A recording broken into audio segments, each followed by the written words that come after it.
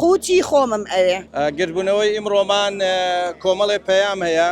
یەکەم پەیام بۆ ئەوەیە کە بۆ دەڤەری سلێمانی ئەو دەستگیراوانەی کە ئەیانەوێت داکۆکی لە مافی فەرمانبەر و مامۆسا و خانەنیشین بکەن کە دەست بەسەر گرتراون بە زووترین کاتبەر بدرێن، چونکە ناکرێت مافی بە لە ڕێی مەدەنیەوە داوای مافی خۆت بکەیت دەستگیرکردن بێت.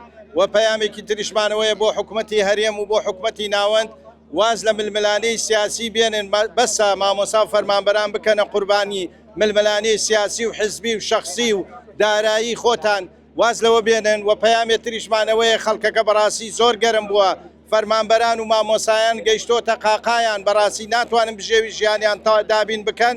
ئەگەر بەم شێوەیە بێت بەڕاستی ڕاپەڕین ڕوو ئەدا، ئەو کاتەش بەڕاستی ڕەحم بە کەس ناکرێت. قوتی خۆمم ئەوێ، شایستە دارایەکانی خۆمم ئەوێ.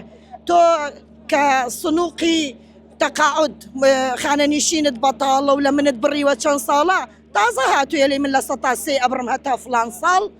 یعنی تۆ نازانم چۆن حکوومەتێکی بێ پلان، بێ بیرکردنەوە، بێباک لە ملت، بێباک لە شەقام، بێباک لە هەموو شتێک. واللهی من داوا ئەەکەم حکوومەت بیرێ لەم خەڵکە بکاتەوە، چونکە مامۆستا خەتی سوورە، نابێت مامۆستا فرامۆش بکرێت، چونکە ئەگەر مامۆستا فرامۆش بکرێت چۆنە بێ؟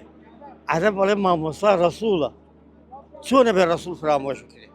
چونکە مامۆستا قوتابیەکانمان لایەتی. من دوو کوڕم تەلەبەیە مامۆستایانەیە، ئەمانە بەخێویەکەن، خۆمان ئاگام لێی ئەگەر موچەی نادێت پێ بەچی بەخێویەکەی؟ ئەی چی بکە؟